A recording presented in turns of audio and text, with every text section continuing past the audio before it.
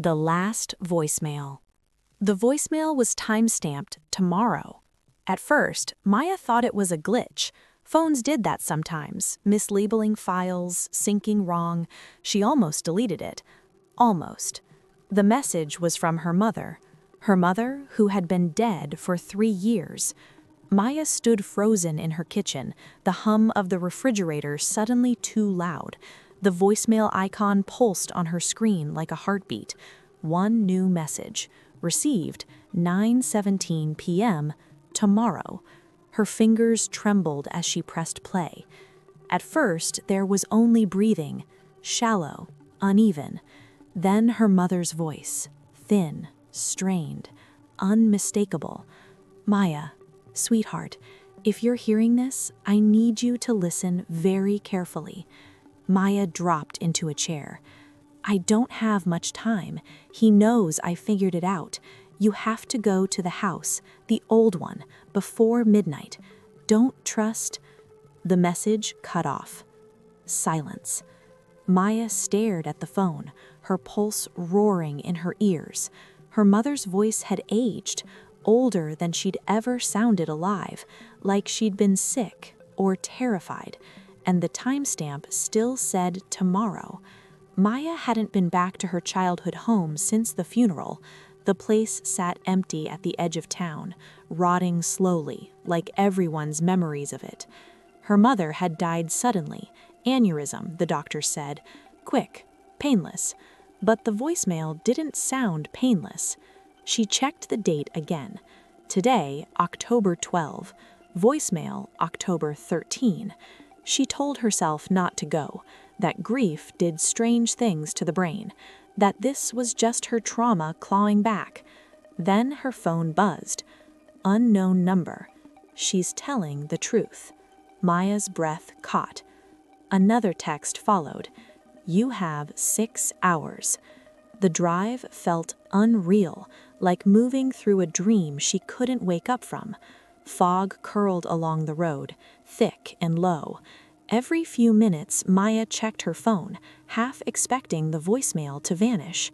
It didn't. The house appeared out of the mist like a shadow, windows dark, porch sagging. The same crooked oak tree still loomed beside it, branches scraping the roof like fingernails.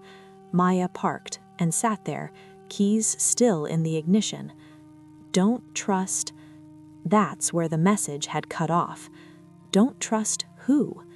The front door creaked open with a push. The smell hit her immediately. Dust, mold, and something metallic underneath. The air felt colder than it should have been. Her phone vibrated again.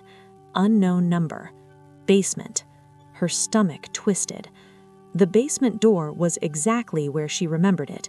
She hesitated only a second before opening it. The stairs groaned under her weight. At the bottom, the light flickered on, except she hadn't touched the switch. Someone was already there. A man stood near the far wall, half his face hidden in shadow. He looked familiar, too familiar. Maya, he said gently, I was hoping you'd come. Her heart slammed against her ribs. Do I know you? She asked, though part of her already knew the answer. He stepped into the light.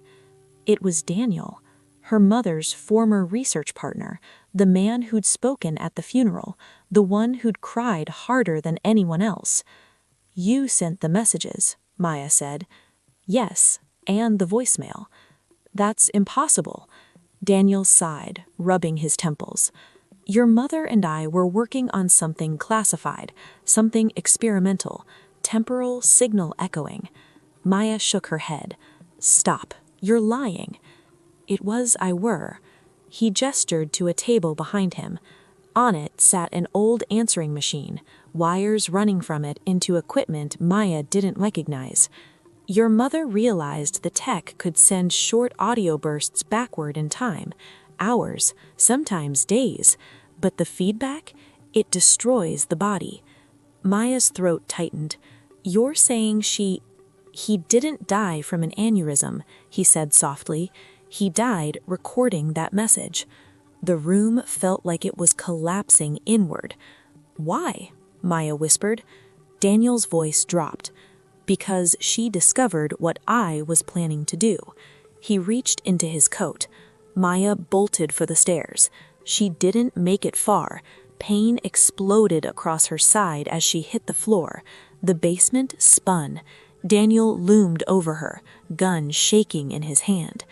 "I didn't want it to end like this, but history has to be nudged sometimes." Maya's phone buzzed again. One last voicemail. Timestamp, now. Daniel frowned. "That's not possible." Maya hit play. Her mother's voice filled the basement, clearer this time, stronger. "Maya, if you're hearing this now, he's already shown you everything he wanted you to see. The truth is, he never perfected the machine." Daniel's face drained of color. "The messages don't go backward, they go forward to the person who survives." Maya sucked in a sharp breath. "I made sure only one of you would walk out of that basement, and Maya, I trusted you to be stronger." The answering machine sparked violently. Daniel screamed as electricity surged through the room. Maya crawled up the stairs as the basement filled with smoke, Daniel's shouts dissolving into nothing. Outside, dawn was breaking. Her phone buzzed one final time. No message, just a new notification. Missed call.